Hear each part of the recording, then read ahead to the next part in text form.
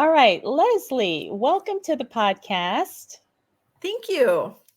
I'm so happy you're here, and I am so I'm really ready to get started, talking about what we're going to talk about today because we are going to cover how to really recognize authentic pieces of jewelry. And Yes. I have been a subscriber of your channel for a while, and you recently did a video, and I said, oh my gosh, I have to get her on the podcast so she can share her experience. So before we dive into that, though, I do want you to introduce yourself and let us know how you got started in your amazing jewelry journey. Okay. My name is Leslie Kurkowski. I have Black Dog Vintage, and I have been selling and reselling vintage and pretty much everything. I mean, I started off on eBay 26, almost 27 years ago, believe it or Wow. not. And I mean, I started off selling Beanie Babies like everybody else. I Yes. remember when eBay was, people would send you checks and, um, you know, uploading photos, the little mini discs in your camera. I mean, I did all of that. And yeah, I sold everything, but my main focus always was vintage stuff. I've been into vintage ever since I was a teenager, in vintage jewelry and, clothing and everything, and also luxury items. And I've been on and off full time. I probably I did full time for probably about 4 years when my kids were little, and I was newly divorced, so I could stay home with them. And then I went full time again in March of 2023. And then I've been full Mm. time ever since. So I love it. I started my YouTube channel right around then as well. And I started live selling on YouTube. I went from Whatnot to YouTube live selling in July, I believe, of last year. Oh, So wow. Okay. yeah. So we'll have to talk about that too, because I love live selling, and that is pretty much the only way I'm selling my jewelry nowadays. I Mhm. sell on Whatnot and Poshmark and District, but Oh I've yeah. been nervous to kind of make that jump to doing live sales on YouTube, even though a few people have asked me. So we're going to have to talk about that too. Yeah, absolutely. Yeah.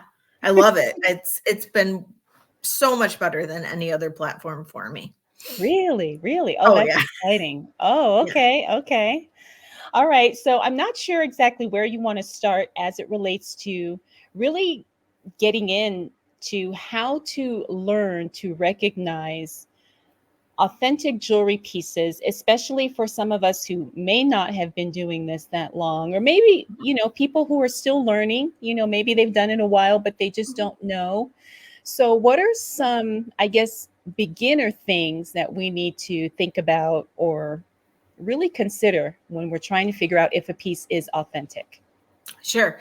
I first started, I guess, learning or finding out about um misinformation in the jewelry Mhm. world when I was doing live sales and first on Whatnot, of course. Right. Then I would see things being misrepresented a lot. And things being called, Aurora, oh, it's a 1930s, 1940s Aurora Borealis bracelet, or, that type of thing. And that is not possible. Um, and then I would see things that were normally not marked, and it being called a Juliana or unmarked Miriam Haskell. And then I would do research and find out, okay, that's not. I had something sold to me as a Juliana before I got to know Juliana. And then I resold it as a Juliana and got called out on it and Oh, was incredibly embarrassed by it. And that's really, at that point, that's what sent me on the journey. Later on, I received a big, huge jewelry lot. I'm a Weiss collector, as well as I love reselling Weiss jewelry. mm, And got a piece and I was like, oh, this doesn't look quite right. And I did a deep dive into Weiss. And then I realized it's one of the most um, counterfeited jewelry, vintage jewelry, next to Trifari. Oh, And okay. that's when I was like, oh my gosh, let me learn more. And now, I mean, I can spot a Weiss counterfeit a mile away. Um, and then Eisenberg is highly counterfeited. That's a hard one to recognize. And Trifari is almost impossible unless you really, really know what you're looking for. Yeah, it's getting bad. And then recently, when you start following the trends in counterfeit jewelry and how counterfeit vintage jewelry, and seeing the things that are happening right now, that it's become such of a explosive trend to find vintage, to collect vintage, that type of thing.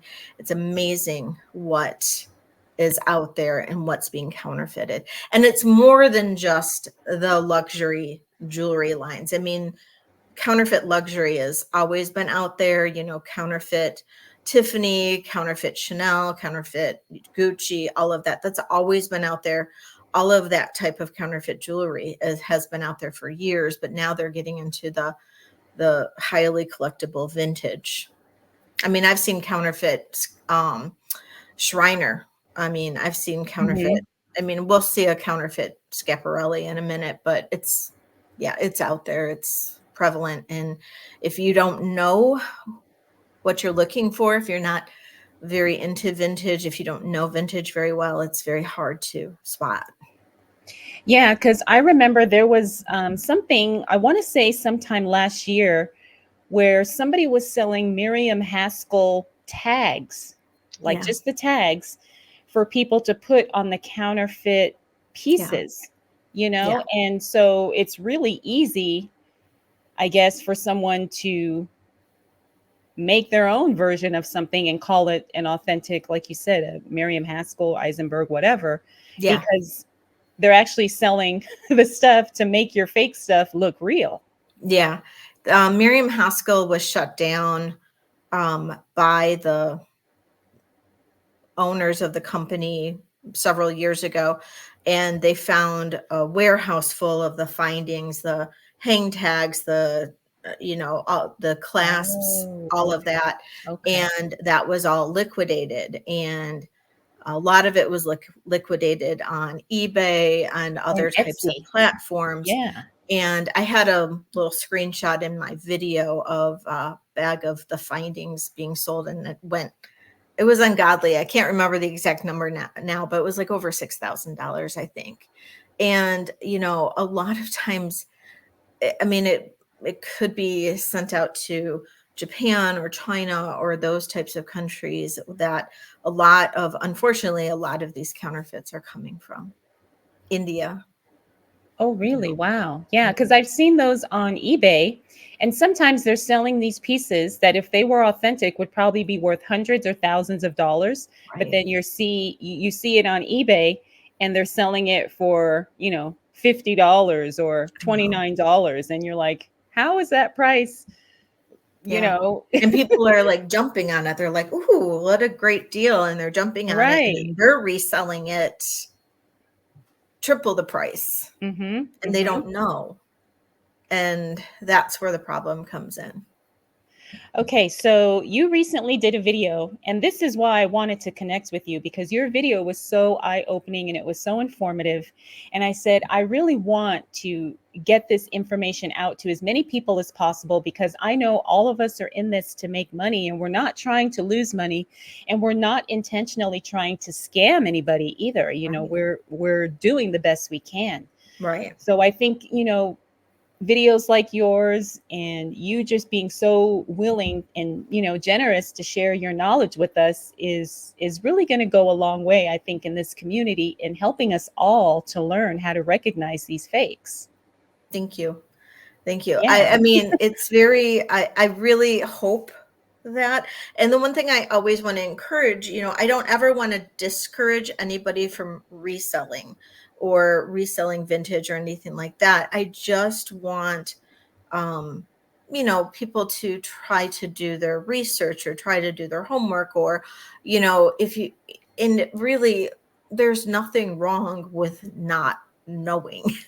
Right, And right. if you don't know, you don't know, and it's okay um, to admit that, and it's okay to say, um, in a listing, let's say it's an unmarked piece, you could say question mark Juliana, question mark Eisenberg, question mark, Yeah. Schreiner. It's okay to say that, because the people who are looking for those pieces will know if it's that or not. So you're still going to get the prices. Yeah, So and not everything is marked too, so I think that trips a lot of people up because they just figure, well, there's no marking on it, so it ex- either is or it isn't, 'cause exactly. so Exactly. I think that's the problem too, is sometimes we have to learn pieces that could not be marked. It doesn't necessarily mean it's fake, but that doesn't necessarily mean it's real either. Exactly. And you do have to do a little bit of due diligence too, and knowing what's a new piece and what's a vintage piece, because I do see Mhm. a lot of pieces that are represented as vintage when you know that they're new. You can go out on websites like Temu, AliExpress, DHgate, all of those, and buy pieces that are beautiful. I mean, they're gorgeous pieces, and they're not badly made, but they're new, and you can't represent those as vintage. Right, But right. you can also go out there and buy pieces that are that look just like an an upper end, high end piece, like a Heidi Daus. They look exactly like it. I saw a piece that it looked just like a Van Cleef, and it was called a Van Clover. Oh, yes, yes, and I think that's one of the pictures you're gonna share with us, so I, people. I it was a screenshot, so I Oh, yeah. can't. Yeah, Yeah, but and it was, and that was on DH Gate, and it's called a Van Clover, and it looks just like the real thing. And from a distance, nobody's gonna know, but it was like $3. mm, And it's frustrating. It's frustrating because somebody's probably going to try to sell it, at least, you know, sell it close to, being the real thing, or, right, try to right. misrepresent it in some way, you Yeah. know. But, We especially things like the Heidi Daus lookalikes, or, those types of things, those are the ones that are scary. Yeah, what's funny, and in a kind of related, not related topic, a friend of mine works at the Louis Vuitton store here in Las Vegas. Mm-hmm. And because of the potential for theft, Yeah. she told me, I don't even know if I should be sharing this, but I'm gonna. She told me that the bags that are on display in the windows are actually fakes, Oh, because that way, if somebody tries to like run in the store, snatch a bag, and run out, they're not going to be out. And she said a lot of times they do that with the jewelry too. Like in the mm-hmm. display, it'll be not the real thing. And that's why they say, okay, let me go in the back and get you, get Yeah. you, Mm-hmm. because what's out there is actually a fake or a replica, whatever you want to call it. And I thought that was so interesting. Now, I don't know if that's how all these high end luxury stores do this. Um, I wouldn't be surprised. yeah. And so you got to think, well, where do those pieces go? Those replicas, like when they're out of Yeah. season or sold out or Mhm. whatever. Yeah. So, I guess, like you said, it's really just about being aware and really being educated Mhm. as to some of these fake pieces that are floating around. I mean, not that that's what we're trying to do, but just being more kind of discerning, Mhm. when you look at these pieces and then where you're buying them from, Mhm. the pricing and all these other things, and the seller, Yeah. reputation, all these things that are really important when we're trying to figure out, is this piece real or is it not? Right. And in certain aspects, like in certain items, I mean, I sold a lot of luxury bags, and Hmm. I sell, the vintage jewelry. And in some cases, in some types of bags, and then definitely in the vintage jewelry, um, it operates like almost like an investment, Yeah, because good the point. market fluctuates. And people will definitely look, and I monitor this. I mean, I'm such a nerd. Um, and I've been doing this for such a long time that I see this.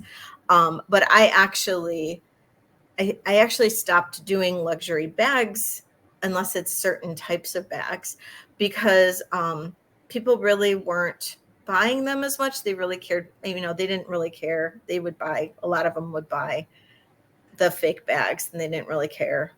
So I don't do luxury handbags that often anymore, unless I really come across something that I know is probably going to increase in value.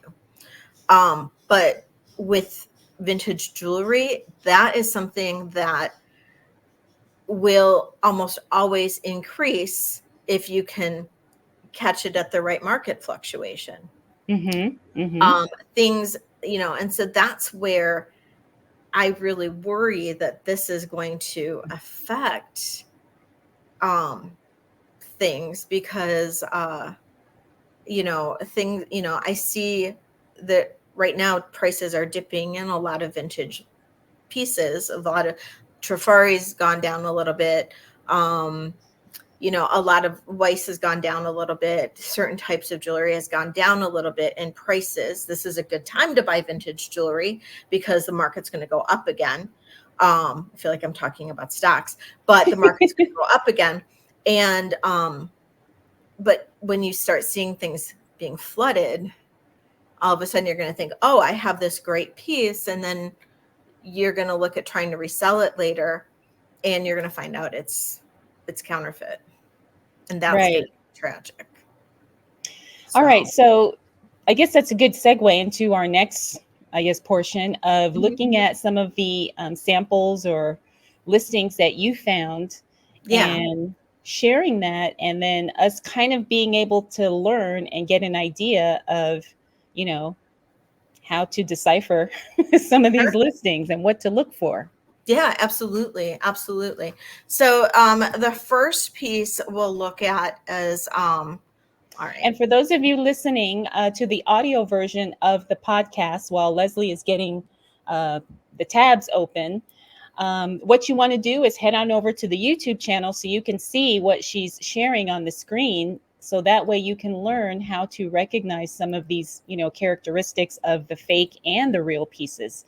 All right. So if you're listening on Spotify, make sure you head on over to YouTube so you can see what she's sharing. So I'm sharing right now an eBay listing. Actually, it's ending right now. It's actually um and looks like it's an auction, but this is an eBay listing. This is a vintage Schiaparelli set. This is a Beautiful. authentic set. Yeah, this is a gorgeous set. This is authentic. And you can see the detail in the watermelon crystals, how the flowers are set. This is actually a whole necklace, earrings, and ring set.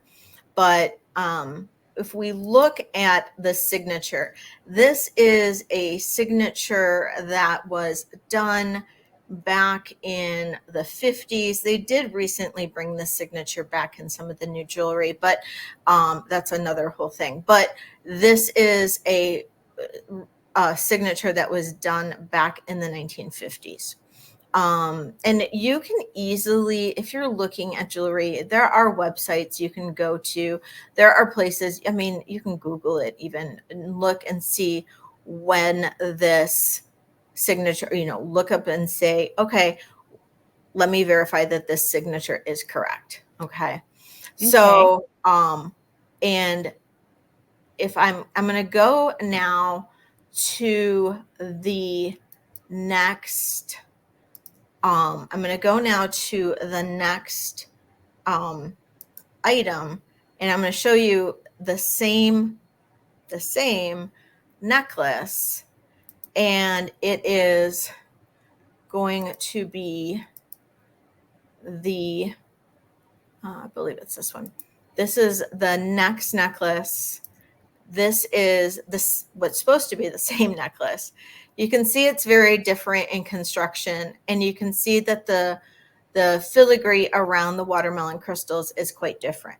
Yeah. Okay. It actually doesn't look like it is as well constructed.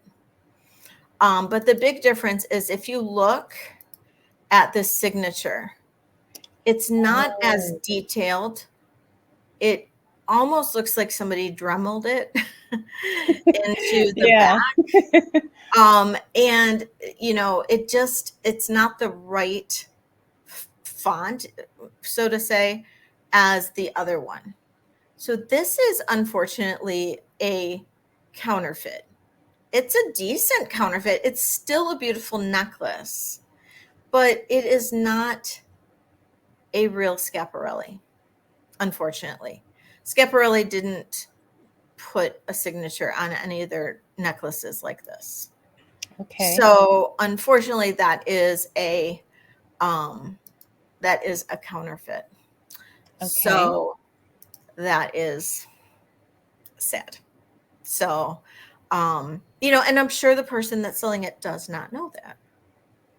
I don't feel that a lot of these people know that they're selling a counterfeit piece. I Right. really don't. It's one of those things where you see a piece when you're shopping, when you're sourcing, and you're like, oh my God, I've got this. I mean, I see it in haul videos a lot. I see it in, I see it when I am watching other lives. I see it on Whatnot. I see it I see it when I'm at estate sales and somebody's like, oh my gosh, I've got, look at these Chanel earrings. And Right. I've seen that too. and I'm like, oh, honey, those aren't Chanel. Like, you know what I mean? And a lot of times the estate sale people don't even know, I mean, I was at an estate sale and this woman was going on and on about how this necklace was diamonds and aquamarine. And I'm like, I don't think so. And luckily, the lady that was buying it, I helped her with something else. And then she pulled me aside and she's like, do you have a business? And I said, yeah. And I gave her my card and she messaged me. And in that conversation, I'm like, can you do me a favor and take that necklace that you bought, that diamond and aquamarine, just take that to a jeweler? She did. And she found out it was all costume. And she spent almost Really? $100 on it. Oh gosh, my heart just sank for her. Yeah, luckily the estate sale people were cool about it and let her return it. But you just don't, people don't know sometimes, and they think they do. And I really don't feel like in most situations that it's intentional. Yeah, I yeah. really And don't.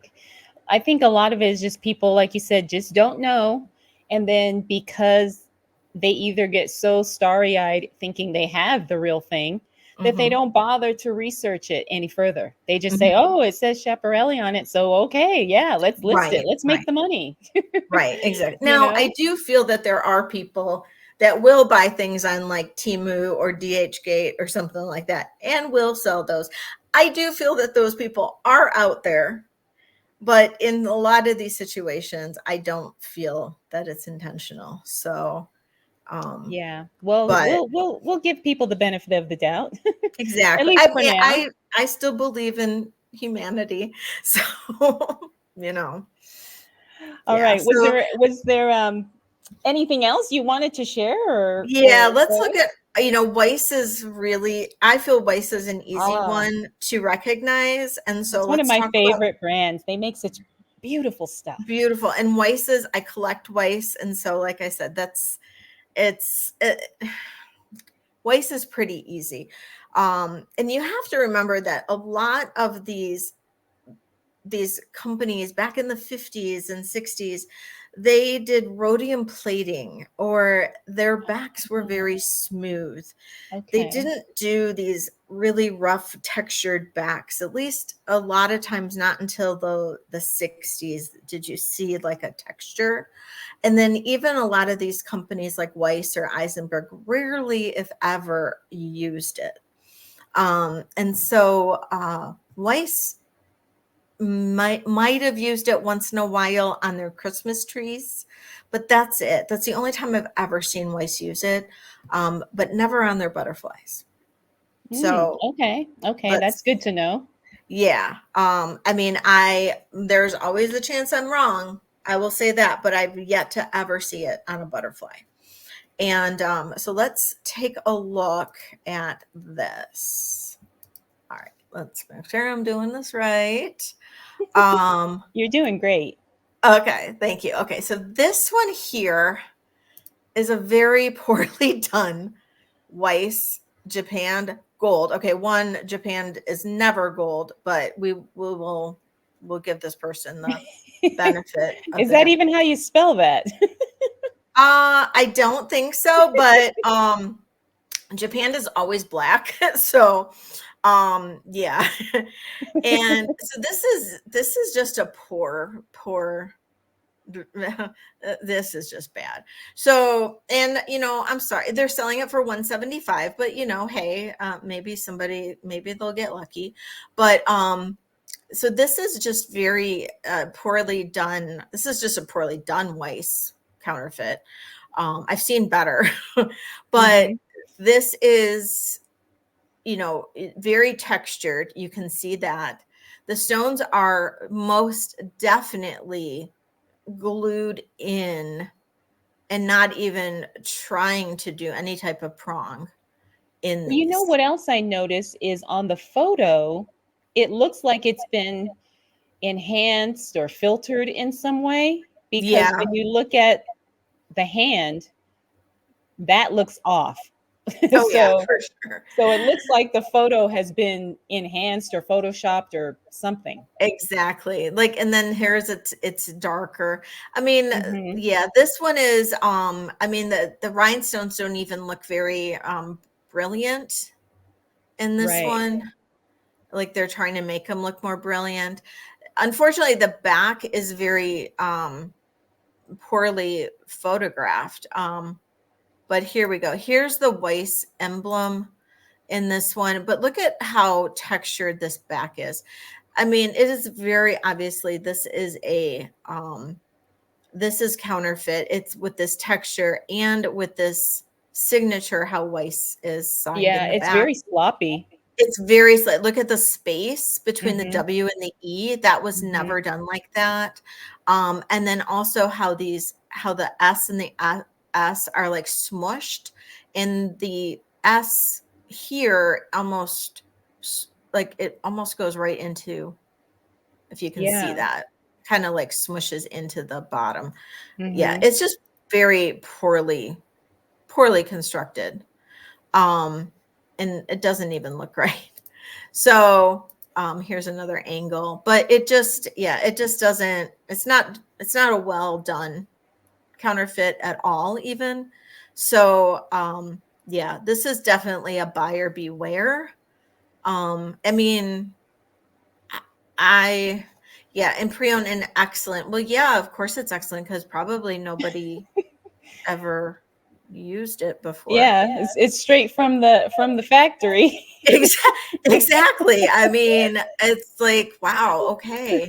I mean, that's a scary one. That's a Right, right. scary one, and that is so obviously counterfeit. And so then let's take a look at a real Weiss. Okay. And that is this one.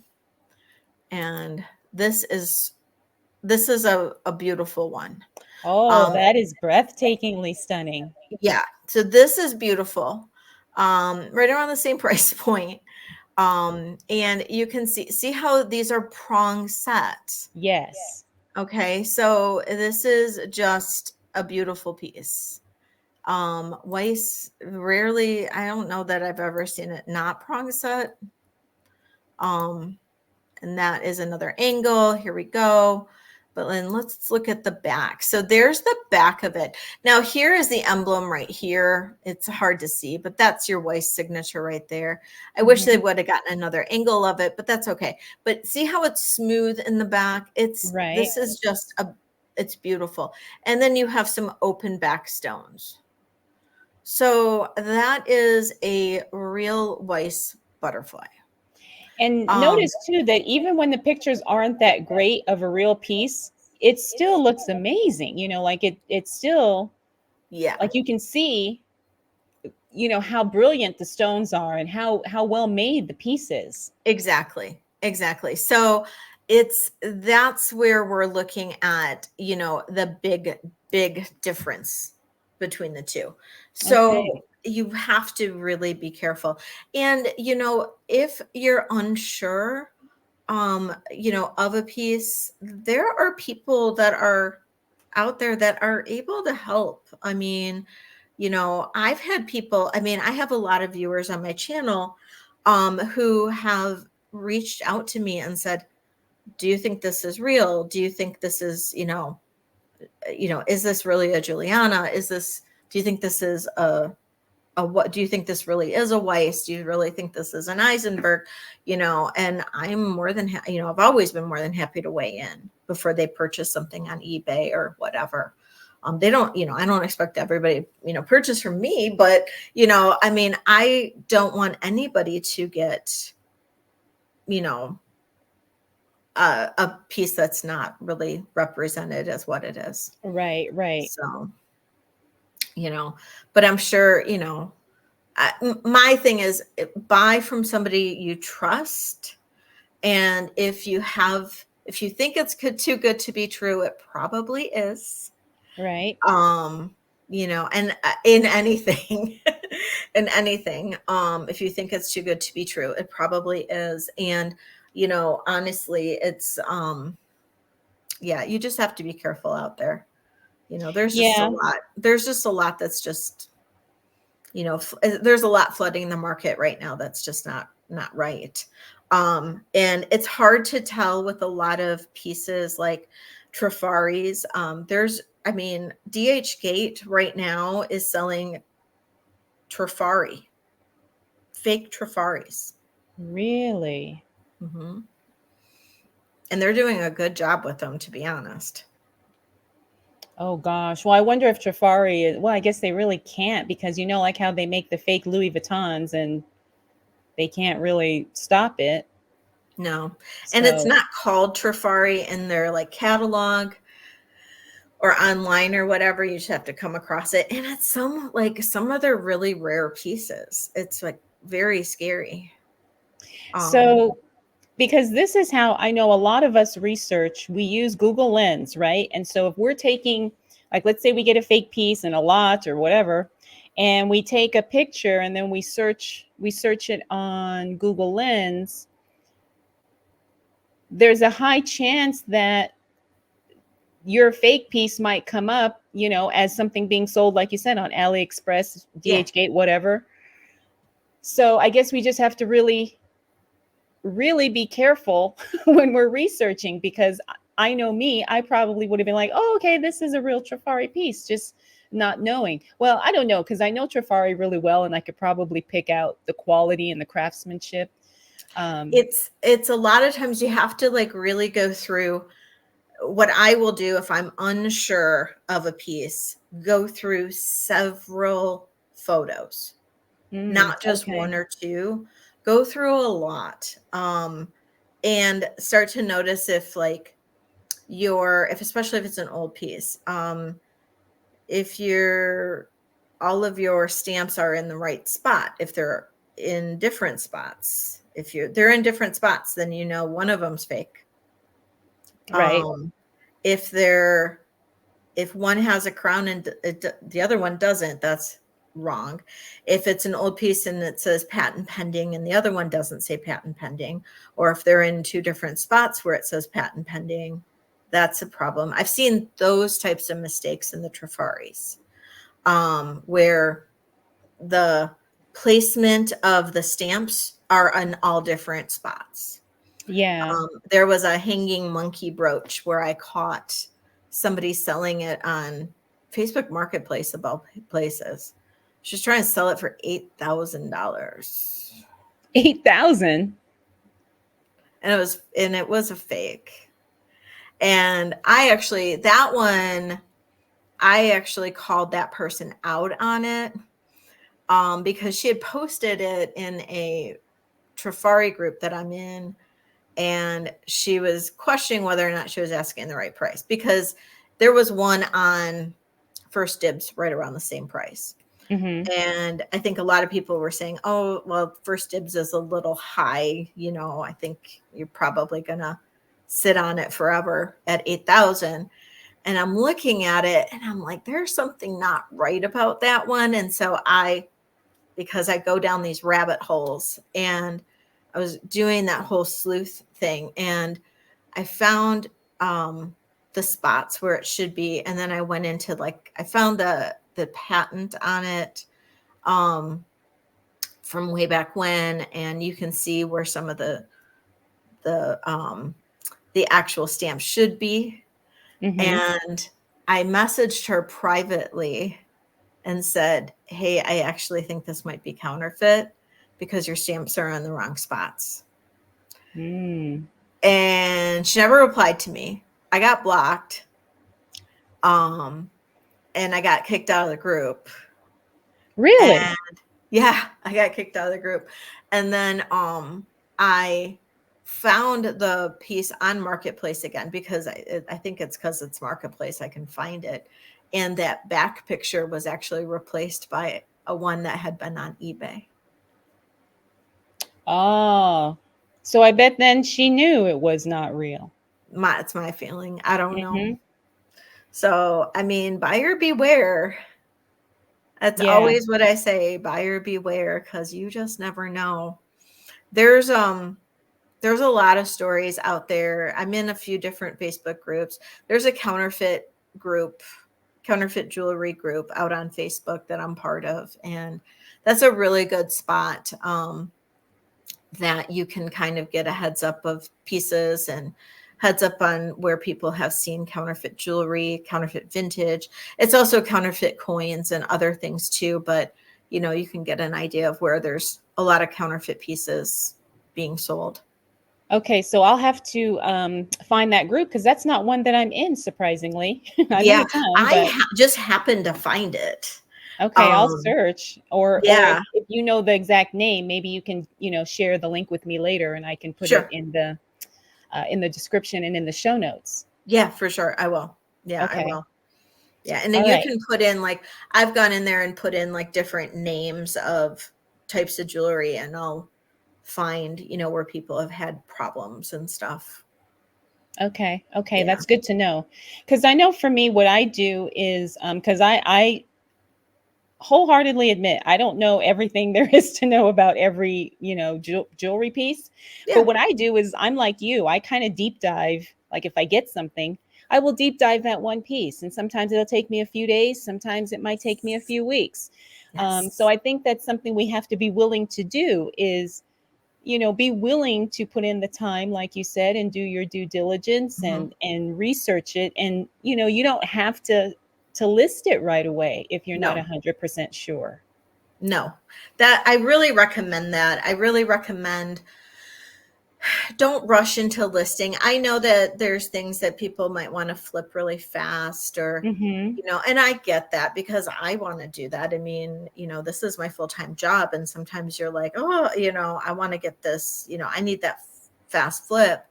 But you could, one, be leaving money on the table. And you don't want to do that. And, if you don't do the deep dive, you could be also selling something that you shouldn't be.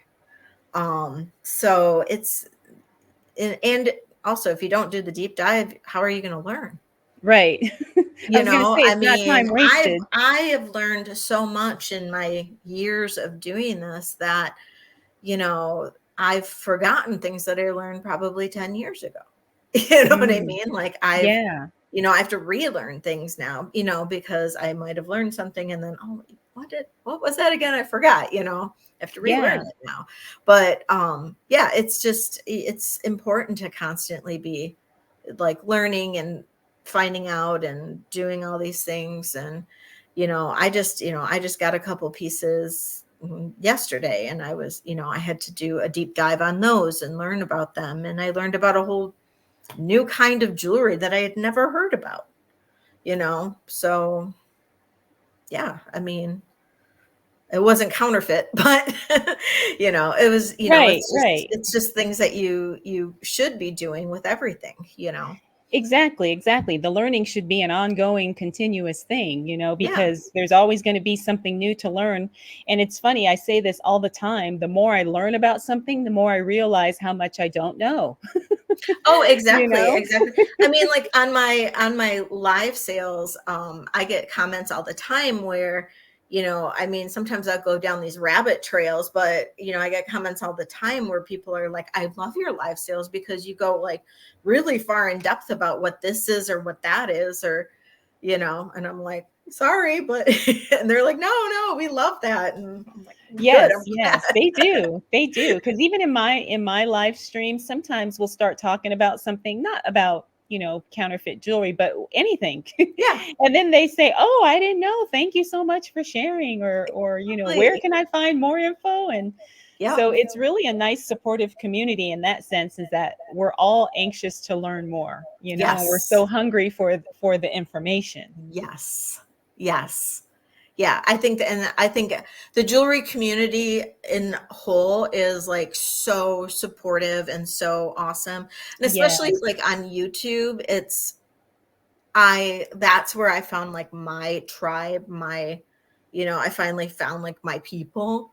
I've been doing this for so long, and you learn so much from each other, and that's where Yes. it's at. I mean, honestly, I can't say enough about that you can how much you can learn from YouTube alone.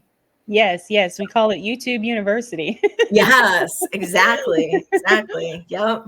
Yep. All right, Leslie, was there anything else that you wanted to share as it relates to any, screenshots or anything like that? Because I know you had a few.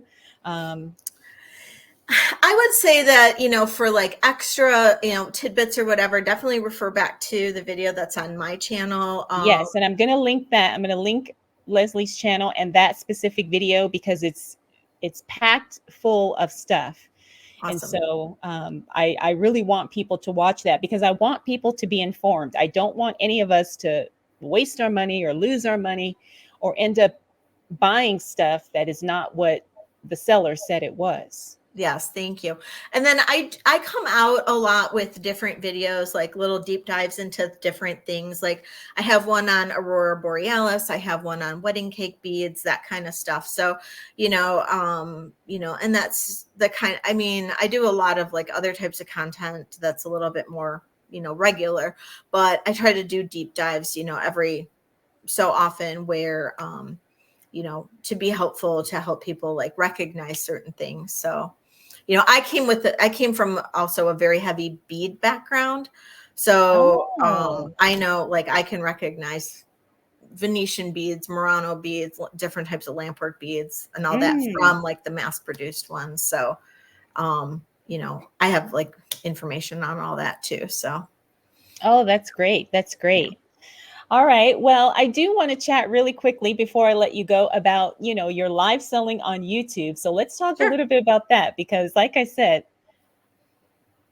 I'm so nervous to give it a try and I don't know why. Oh, But it just yeah, sounds just intimidating to me. yeah, no, it's honestly it's the same if not better than Whatnot. Whatnot, when I was on Whatnot, I had to work so much harder than I Yeah. do on YouTube. Um and it's there's so much it's so much more of a supportive community on YouTube. YouTube is you'll find more people that are collectors and more people that are um there to find jewelry for themselves rather than resellers selling to resellers, which is what Right. I found on Whatnot. Yes, yes. I So totally everybody on agree. Whatnot's looking for a deal. Right, They right. only want to pay so much.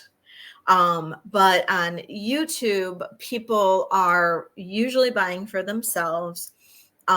They appreciate the value of items, and they also know they're almost more educated on jewelry, and they know the names, they know what things are, they know They appreciate things like cloisonne. They appreciate things like Juliana, or a a Shriner brooch, or certain types of beaded jewelry, or I think I sold a Vendome necklace for $400 once.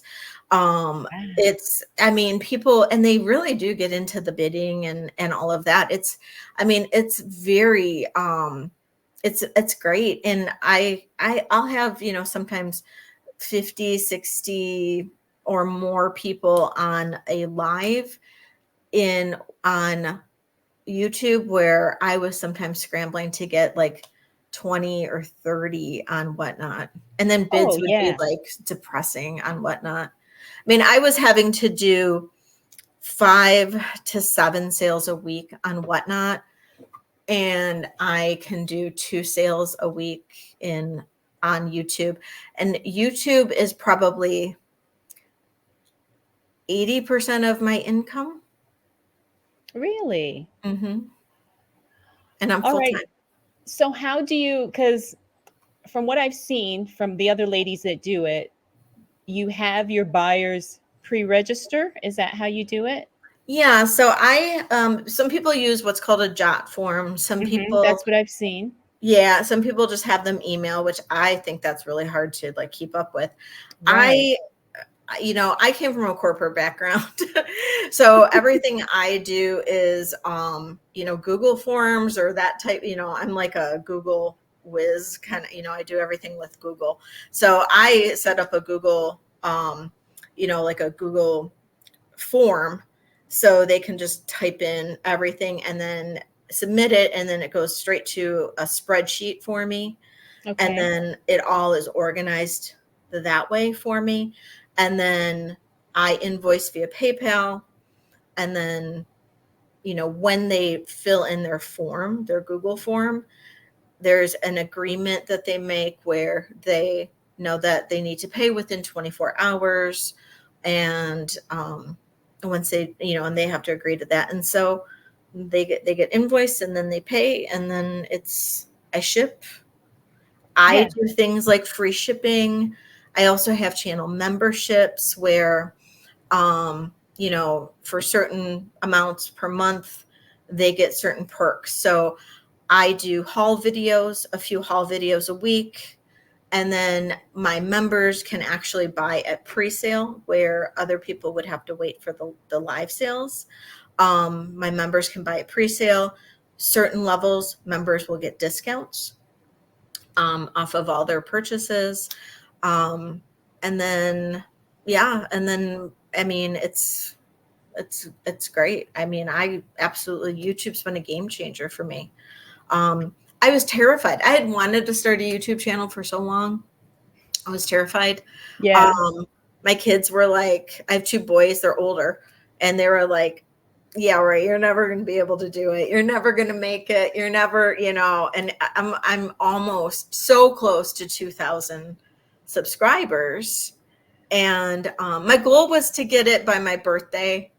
And I didn't, I mean, at my birthday's tomorrow, but I don't think I'm going to get there. I'm like, Well, happy I need early like, birthday. So I need everyone like subscribe to 80. Leslie's channel. Yeah, I'm that'd gonna be put the great. link. Thank I'm you. gonna put the link in the Yeah, please. description so we But can yeah, help her get there for her but yeah, I birthday. love it. I love it. I mean, it's been very successful, and it's growing steadily, and it's so much fun to do. Love Yes. doing the thrift with me. Love doing the hauls, and my live there. It's like my people on my lives. They're my tribe. They're my friends. Oh, yes, So yes. I totally get that because I feel the same way with people who, because I have a lot of regulars that come into my lives and they've really become friends. They're just yes. so amazing, amazing people, just so supportive. And oh, that was the question I wanted to ask. So when someone pre-registers for your show, do you do like I've seen some people do, you give them a wrench so that way when they're bidding, that they already pre-registered? No, the wrench is for like moderators. Right, right. But I've seen So some people make it to where their buyers, they make a moderator so that way they know this person is pre-registered when they're running a live show. I wouldn't do that because that gives them a lot of power. Yeah. It gives them a But lot I've of, seen like, they people can, do like, it. I've been ban scared to do that people. too. Yeah, I've They been can scared to ban do people that. from your lives. They can do a lot of stuff. I wouldn't give them a wrench. I would just, like, if they're bidding, I would just, like, for me, I keep that tab open and, like, of my spreadsheet, and I can just do like a control F and just look up their YouTube name and make sure that they're in my spreadsheet. So if somebody didn't register and they bid, do you say, "Oh, Mary, you need to pre-register, so your bid's not going to count"? Do you say something like that during the show? I'll Or say I'll let them bid, and then if they win, I'll just say, "Hey, I need you to make sure that you fill out my form." And then if I'll check it in a little while, and then if they didn't, then I'll just rerun the item. oh, okay, okay, Yeah. And normally I rarely ever have an issue, like rarely. okay, I've been doing this okay. for a while now, and I mean, it's really never been a problem. Um, I rarely ever have somebody not pay. I think I've had it maybe happen 4 times Mm-hmm. ever. And never, I mean, really, I now have to use moderators where to help me with like trolls that come in, because I'll Yeah, get trolls come in once in a while that are really inappropriate. yeah. Um, which is, everybody deals with that. I mean, it's actually kind of funny sometimes. Um, we kind of make Yes, fun of I've it. had my share. Yeah, but what I started doing, and why I realized that YouTube was actually going to be better, was I started simulcasting my whatnot shows onto YouTube. Mm, yeah. And then I started realizing that my YouTube people were like, "No, we don't like whatnot. We want you to come over here. Like, please come over here." And I had like one whatnot show where nobody was showing up at all. I mean, I was just sitting in there I was just running items, but nobody was bidding. Nobody was like real. I think like people were just coming in and leaving. You know how that goes if you're on whatnot. You know how Oh, they like yeah. just cycle in and then leave, and they don't even say hi. And you're just like, hello. But then I had YouTube up on on like my other, I think I had it on my laptop or something. And I was watching the people come into YouTube, and they were all sitting there and they're like, hello, hello. Like, can you come over? Like, we want that, but we don't like whatnot. And I'm like, all right. So I shut down whatnot. I'm like, give me 5 minutes. And I changed over and I went onto YouTube, and I didn't have StreamYard yet. I didn't have anything like fancy, and I just winged it. And then when it was so successful, I think I did like, I don't know, that night, I think I did like $600 in sales Wow, on that's YouTube. great. And then I was like, all right, I guess this is serious. I guess this is what I need to do. And I like hurried up and I like joined StreamYard, and I like to make things easier, because, doing a live with StreamYard, or, some kind of streaming app, Hmm. is so much easier on YouTube. And yeah, and then I just went from there. Yeah, I love StreamYard, and some people even do selling shows to like their Facebook page or like Yes. their Facebook group. So people Hmm. watching on Facebook can bid as well, so they don't have to be on YouTube. So, because the nice thing about StreamYard is it lets you stream, to multiple platforms. So if you have somebody on Facebook that wants to bid, you Hmm. know, they have that, they can do that too. Yep. I have done that, but my Facebook group is really my YouTube like subscribers, so it was kind of like, Hmm. Oh, yeah. so Yeah. yeah. So I didn't keep that up. So yeah, I just do YouTube, and it's great. And how often do you do your live shows on YouTube? I do Wednesday nights, is my like, I call it now my like intro sale to, it's $10 and under starts, because I do everything as an auction. So it's $10 and under starts. So it's all going to be like the things that are maybe more earrings, bracelets, smaller brooches, that kind of thing. It's all still vintage, but it's just like the smaller items. because a lot of times I'll have a lot of those. Usually it's an 8 p.m. Eastern start Hmm. time. And yeah, like, but today's Wednesday. I'm not sure when we're airing this, but today is Wednesday, so I'll have it tonight. I have so much. I'm starting it at 7. So once in a while I might change the start time. But then every Thursday night I have it at 7 p.m. Eastern, and it's all vintage. A lot of it is extremely high end, and really beautiful pieces. A lot of rare pieces, a lot of antique pieces. Um, Rarely do I have anything new, but I'll do like some sterling. I'll do some gemstone type pieces, but it's usually very vintage, very antique, and rare jewelry on Thursday nights. So yeah, and I do both of those nights, and then I ship all weekend, or usually by Monday if I'm sourcing all weekend. So Okay, so you have inspired me to try it. I don't know if I'm going to try it this month, because this month I've been doing daily shows on Whatnot. I just decided to challenge myself to see if I could do it. yeah, But yeah, you're right about Whatnot. Sometimes it's like pulling teeth on there. Trying to get people in your show, and then like you said, everybody wants everything for $2. hmm And that's just not going to fly when you're no, trying to it's do this full time. exactly. It could, yeah, it was getting really frustrating on Whatnot, and I was just like, I can't.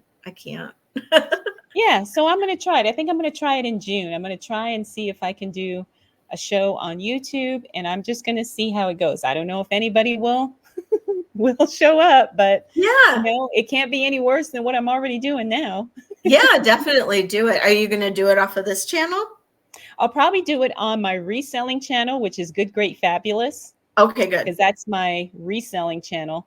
But then this is the podcast channel, and I'd like Yeah. to keep it just podcast content on this one.